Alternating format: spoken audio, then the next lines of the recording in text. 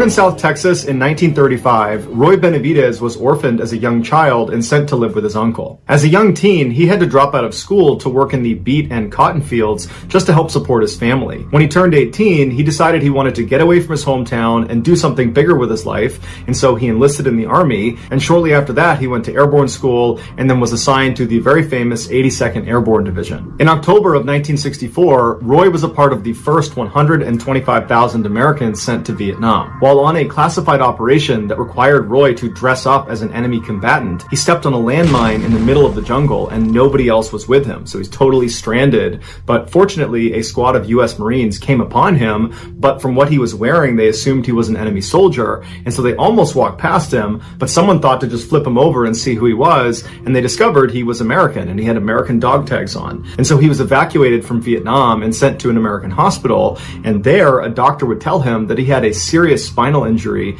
and that it was unlikely he would ever walk again. And Roy's first reaction was, please don't discharge me from the Army. Because for Roy, the Army was his life. It was all he had. He was incredibly proud of it.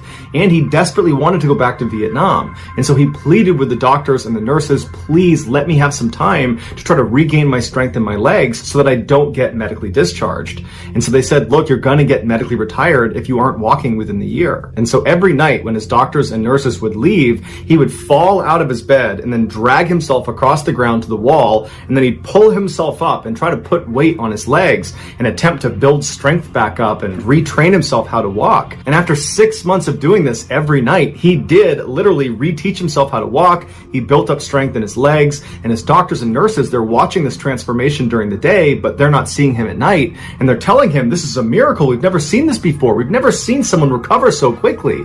And Roy just stayed quiet because he wanted to make sure he was allowed to keep doing that every night. And so finally, after those 6 months, his doctors and nurses agreed that, yep, he's good, he can stay in the Army. But the Army said they wanted him to take a desk job because he had already been so badly wounded in combat.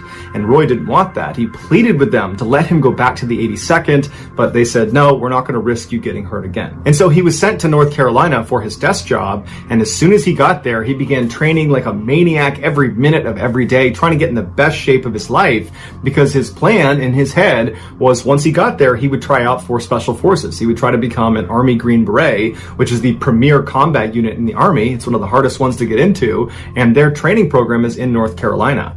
And so after a few months, he was in amazing shape, and he asked his superiors, can I go try out to be a Green Beret?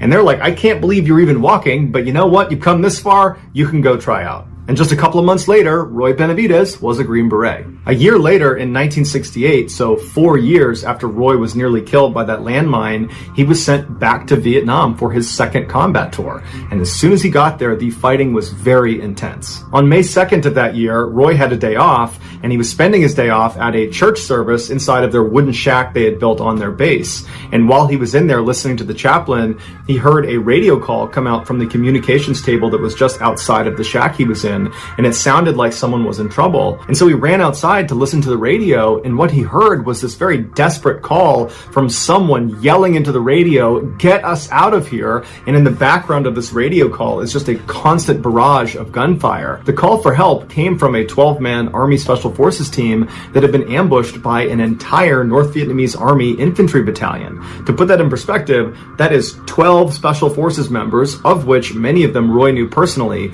in the middle of the jungle, where on all four sides there are over 1,000 enemy combatants.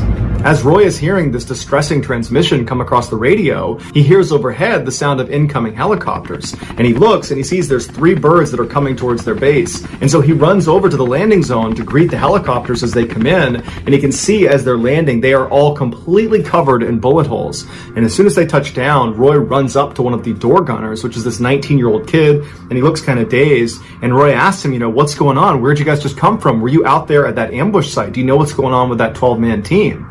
And the door gunner just collapses into Roy's arms and dies. He had been shot up. These 3 helicopters had attempted previously to fly into the jungle and save that 12-man team, but they had been shot off and had been unsuccessful. Roy helped get the dead door gunner out of the helo, and then he turned to the pilot of this helo where the door gunner was, and he asked him, are you going to go back out there and try to save those guys? And the pilot was obviously so distraught about the death of his door gunner, and also the fact that there are 12 men out there that they could not rescue, that he's chomping chomping at the bit. He wants to go back out there. And Roy immediately volunteers, hops in the helo, and they head out to go rescue this 12-man team.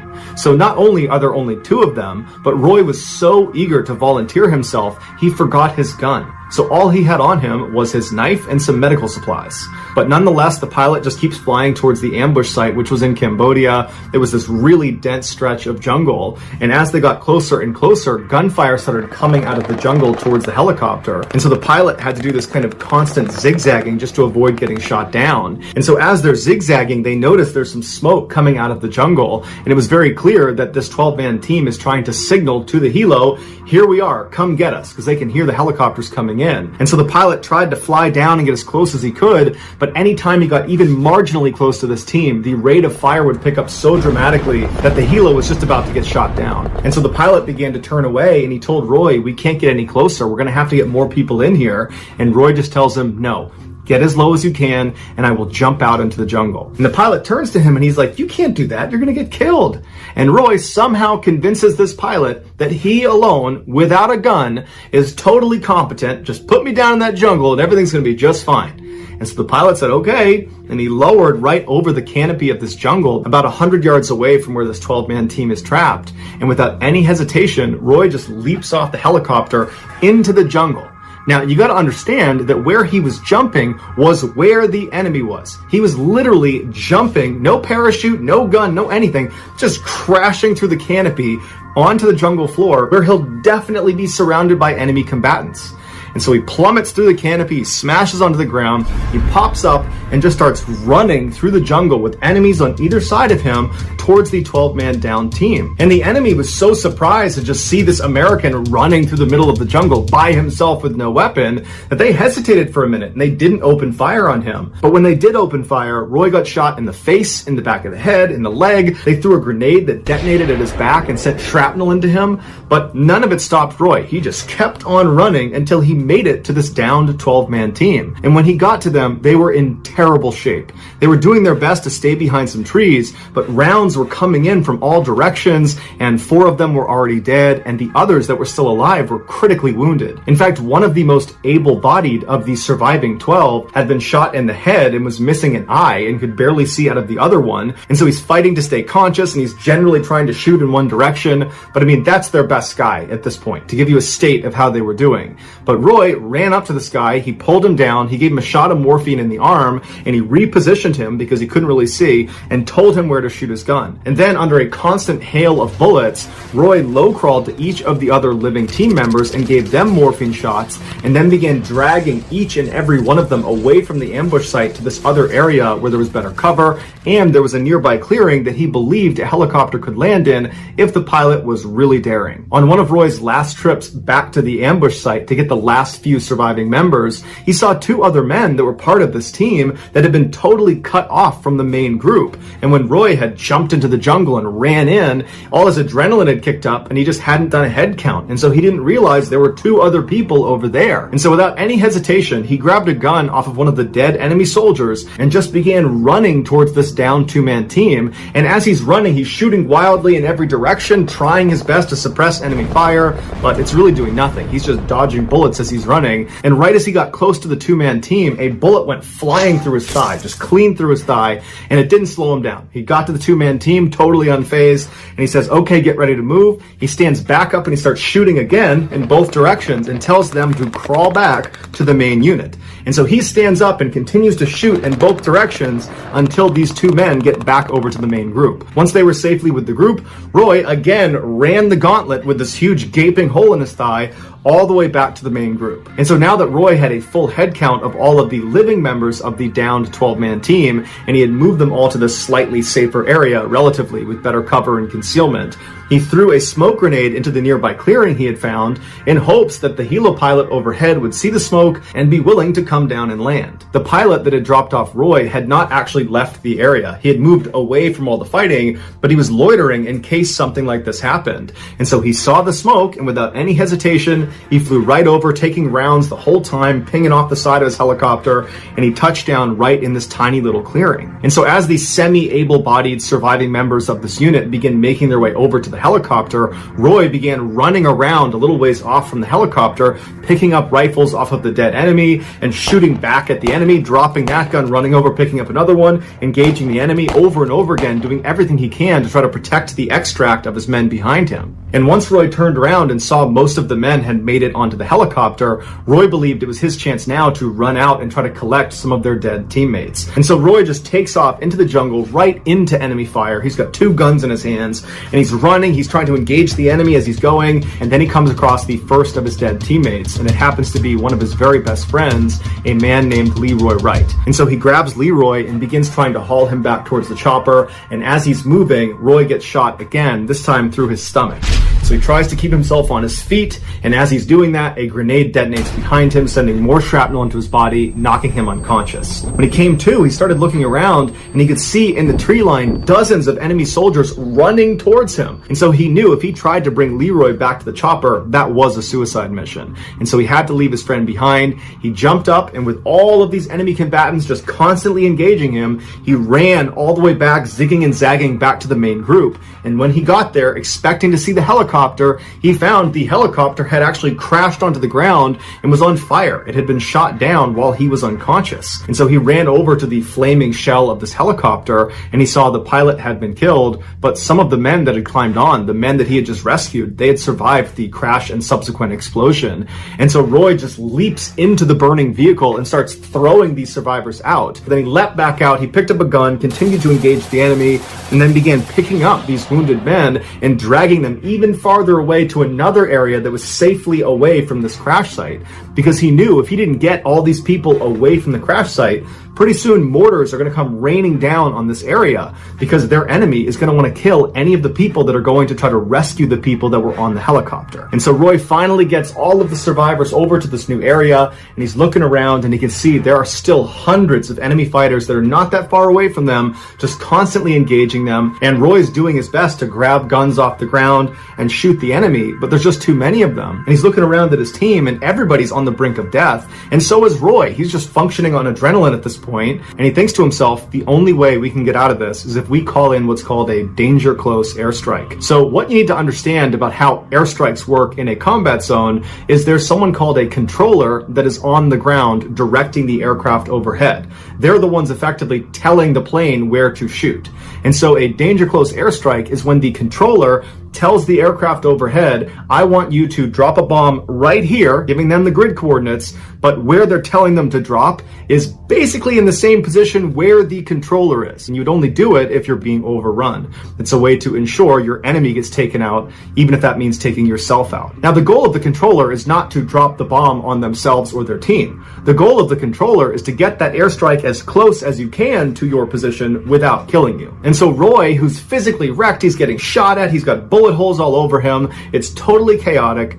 He pulls out his map, he calmly finds his grid coordinates, he calls it into the aircraft overhead, and he calls in a beautiful precision napalm strike. It does not affect his team at all. He calls in multiple gun runs. None of them affect his team, despite them all being considered danger close airstrikes. And so Roy just continuously called in attack run after attack run, taking out enemy combatants all around them, completely suppressing the fire. But at some point, the aircraft overhead ran out of fuel and had to leave. And at that point, the surviving enemy combatants, which still numbered in the hundreds, they popped their heads up and they unleashed a hellacious volley of fire in which Roy again got shot clean through the leg. And so now Roy's looking around and he's realizing they're pretty much out of options. They don't have aircraft overhead. Roy's basically out of ammunition and there's no dead guys' guns around for him to grab. All of his team members are basically on the brink of death. And so Roy's thinking to himself, any minute now, we're going to get overrun. And so he crawls to each of his surviving teammates and he gives them one last shot of morphine to at least make their death painless. And then at the 11th hour, another helo comes blazing into the jungle and opens fire on the enemy, pushing them back. Roy is immediately invigorated and motivated because now he sees an opportunity to potentially survive this. And so once again, he grabs his teammates and begins schlepping them over to the helicopter. And after he believed he got the last of them on board, he turned and saw two of his teammates had fallen down farther back in the jungle and the enemy was closing in on them. And so Roy, like always, without any hesitation, just starts running towards them. And as he's just about to reach them, an enemy soldier that had apparently run out of ammunition leapt out of the jungle and smashed Roy on the side of the head with their rifle butt, fracturing his skull. And so Roy falls to the ground, and the soldier jumps on top of him and smashes his face, breaking his jaw. And then the soldier turns his rifle around. There's a bayonet on the front side, and he begins impaling Roy over and over again. And Roy, like out of a movie, grabbed the rifle, pulled it out of himself, threw the soldier on the ground, jumped up, got on top of him, drew his Bowie knife, and proceeded to kill this soldier. And after he was done with that, he ran over to the two downed men. He grabbed one of them with his left hand. He picked up a rifle with the other. And as he's dragging this guy back to the chopper, he shoots and kills two more enemy combatants. So he finally gets this guy back to the chopper. He runs back, gets the last guy, throws him back in the helicopter. And then finally, Roy is the very last living American to hop in the helicopter, and the helicopter takes off. On the helo ride back, Roy was in very rough shape and had to literally hold his insides inside of his stomach. And so when they finally landed back at base and Roy was hauled off of this helicopter, he wasn't moving, and the doctors and nurses didn't really even know where to start with him. He had so many injuries. He had 37 significant holes in his body from gunshot wounds, from bayonet wounds, from shrapnel. And so they started trying to treat him, but there was no heartbeat, no pulse, and so they declared him dead. Roy's body was moved into a body bag, and as the doctor was zipping it up again, Roy spit in his face because Roy had no other way to communicate. His jaw was so badly broken from that rifle butt, he couldn't move his jaw, and his eyes were sealed shut from all the blood on his face that had dried. And so his only way to communicate was to spit. And so unbelievably, Roy was still alive. And so they took him out of the body bag and they shipped him to Japan for intensive surgery, and then he was transferred to Texas, where he spent a year rehabbing from his severe injuries. Roy was immediately given the Distinguished Service Cross and was put in for the Congressional Medal of Honor, which is the U.S. military's highest award for valor. But the paperwork took a really long time, and so Roy was not actually given the Congressional Medal of Honor until 1981. Of the 12 men that were trapped in that jungle, 8 would survive, all thanks to Roy Benavidez. Thank you. Thank you.